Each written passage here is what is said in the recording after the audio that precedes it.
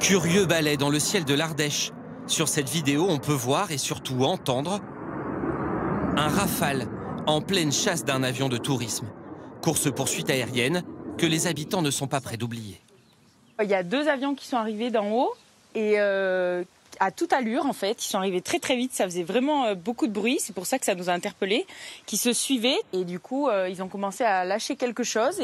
Le petit avion largue des sacs avec à l'intérieur de la drogue. Pour les retrouver, les forces de l'ordre se déploient. L'hélicoptère de la gendarmerie sillonne la zone. Au sol, chaque champ est fouillé. L'un des habitants raconte avoir trouvé l'un des paquets et l'avoir ouvert. À l'intérieur, une matière blanche. Voilà. C'est des sacs poubelles et à l'intérieur de chaque poubelle, il y avait 3 paquets dans des sacs comme des sacs congélation. 30 kilos de drogue seront retrouvés. L'histoire est rocambolesque. Samedi, un avion de tourisme comme celui-ci traverse la frontière en provenance d'Allemagne. Alors qu'il passe au-dessus d'un site sensible, la centrale de Fessenheim, l'alerte est aussitôt déclenchée. Un Rafale décolle pour l'intercepter. À la manœuvre, le capitaine Cyril. Je constate à l'intérieur qu'il y a un pilote qui a un comportement agité et très rapidement, je vois de part et d'autre du fuselage des paquets qui sont largués de l'avion. Entre les 2 avions s'ensuit alors, pendant plus d'1 heure, un jeu du chat et de la souris.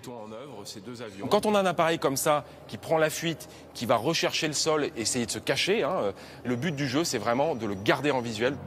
Ultime tentative pour s'échapper, l'avion de tourisme se pose en urgence à Obna. Le pilote, ressortissant polonais, laisse son avion avec à l'intérieur près de 36 000 € en liquide. Un employé de l'aérodrome tente de l'arrêter avant d'être menacé de mort. Après des heures de recherche dans la zone, un témoin va le reconnaître. L'hélicoptère qui était en vol se positionne à l'endroit signalé. Et au fur et à mesure où le dispositif se resserre, l'individu se rend. Interpellé par l'antenne du GIGN d'Orange, l'homme va être déféré pour trafic de stupéfiants et mise en danger de la vie d'autrui. Voilà qui pose une question évidente. Les centaines d'avions de tourisme chaque jour dans le ciel de France sont-ils contrôlés? Leurs soutes sont-elles fouillées au départ ou à l'arrivée? L'une de nos équipes a tenté l'expérience aujourd'hui en décollant d'Île-de-France pour aller en Allemagne avant de rentrer dans la même journée.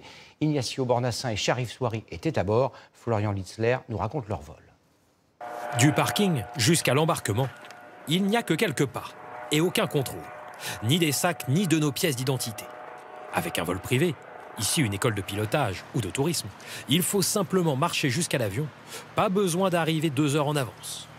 En revanche... Donc on met tout là-dedans, c'est ça? Exactement. Il faut le charger soi-même. Dans nos affaires du matériel audiovisuel, quelqu'un va-t-il le découvrir? Le pilote en tout cas n'y a pas jeté un œil. Il doit simplement nous rappeler quels sont les produits interdits au transport en avion. On a les volets, on a les flammes, on a la pompe, ok, vas-y, décollage. Okay. Donc voilà. Voilà notre plan de vol.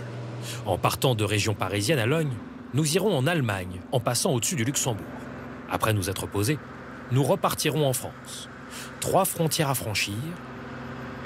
Et voilà déjà la première, avec le Luxembourg. Voilà, donc on est autorisé à traverser le Luxembourg au 85. Il a suffi d'une simple déclaration par radio. Pas besoin de contrôle. Les autorités aériennes savent déjà tout sur nous. Ils savent à quelle heure on a décollé, ils savent là actuellement où on est, et ils vont savoir à quel moment on va passer la frontière et où on va. S'il y avait un doute, on pourrait très bien se faire accueillir à l'arrivée pour nous demander ce qu'on vient faire et éventuellement fouiller l'avion. À l'atterrissage en Allemagne, aucun contrôle non plus. C'est l'espace Schengen, les passages de frontières n'y sont pas surveillés. Les autorités françaises n'ont pas souhaité nous répondre pour nous dire si elles pratiquaient des contrôles aléatoires dans les aérodromes et combien. Sur la route du retour en France, le pilote confirme en tout cas qu'il y en a parfois. On peut avoir la douane qui peut très bien venir au départ, comme à l'arrivée, comme la police de l'air et des frontières ou la gendarmerie des transports aériens. C'est assez rare, mais ça peut arriver. Des contrôles volants donc, comme ceux que vous pouvez voir au péage et dans les gares.